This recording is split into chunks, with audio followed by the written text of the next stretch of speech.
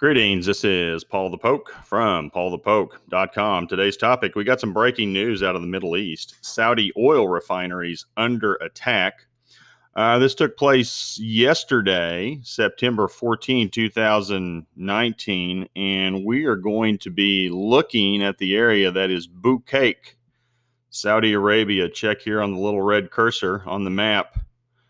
And that's where this event is taking place. We've had some drone attacks, not clear exactly where they came from, but this area is a key area for the world oil supply.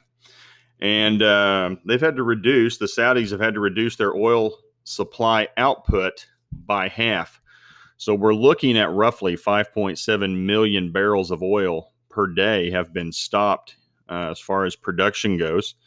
This is also 2 billion with a B cubic feet of natural gas distribution that's been affected as well. And estimates are it's about 10% of the world's oil supply goes through this network in northeast Saudi Arabia near PaulthePoke.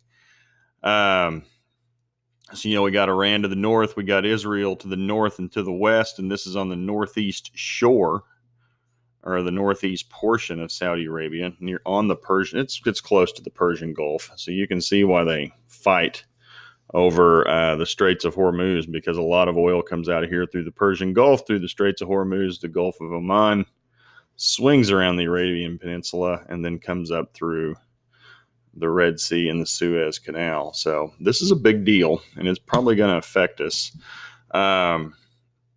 And here's some imagery. These are all taken from folks from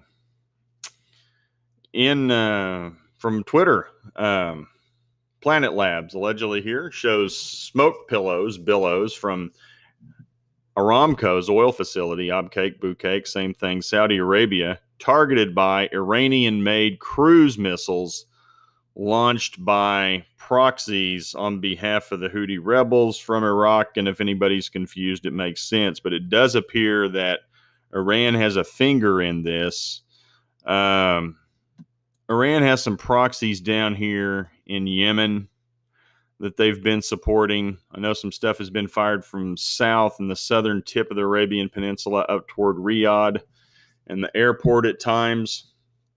Iran could also probably do it from just across the Persian Gulf. They could also have pretty good influence in Iraq, could do it from the north and from the west. Lots of conflicting reports of where this stuff is coming from. And this is the largest attack against oil facilities. Drones launched from Iraq in support of Houthi rebels in Yemen. So they got it coming from all kinds of angles. So you can click like on this Twitter feed, just to give you an idea of, look at the video. You can watch it. I think this particular video is about 1 minute, 35 seconds, but some of the explosions are pretty impressive. And you can just see literally just pillars of fire of this stuff. As of Sunday morning, they have the fires put out per some reports. And this is a quote from Bob McNally, Rapid Energy Group in Washington. For the oil market, if not the global economy, PaulthePoke is the single most valuable piece of real estate on planet Earth. Again, this is from Ahmed Al-Salman, excuse me for my pronunciation. He also took a video of this, and you can just see this refinery, oil processing factory on fire, different groups of the plant on fire, estimated to be 10 drone strikes, large-scale explosions and fires. Most of the information from this came from yahoo.com. Saudi Aramco contains fire facilities. If you type in Saudi, PaulthePoke, any of these things, this will pop up, PaulthePoke, and there's plenty of news on it. Oil markets are set to open up tonight at 6. I believe it's Eastern time.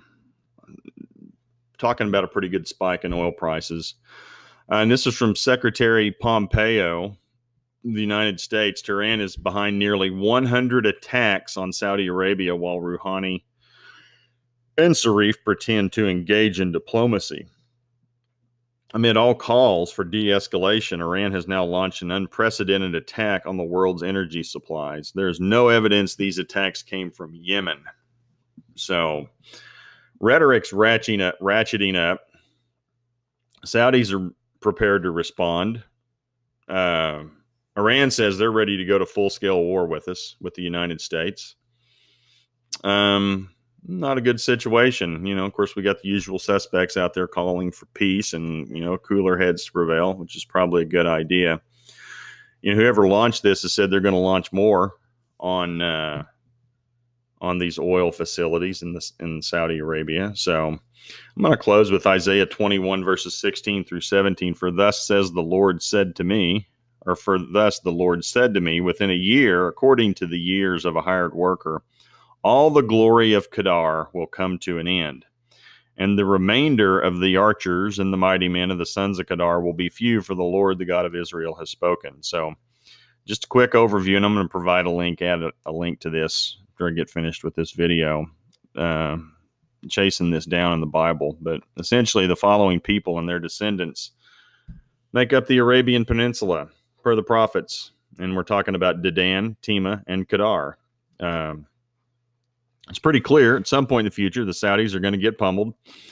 You don't know if this is it, but in the end time scenario, they get it handed to them pretty good. So keep your eye on this. This is an interesting development and probably going to affect our pocketbooks at the pump. So appreciate you guys following along. Again, this is breaking. If you're interested, scroll up here to the right, type in this area. There'll be a blank. You can click on this. Type in your email address. You'll receive a notification every time we got something going up. And this will be categorized under Saudi Arabia, Sheba, Dedan. Again, Sheba, another name for the current modern day Arabian peoples. So also be under trend update. Prophecy would be another area. Most of this stuff that's filed is under prophecy. But you can click any of these links and get information going back 5-10 years on some of these topics. Appreciate you guys following along. Take care. Have a good one. Bye.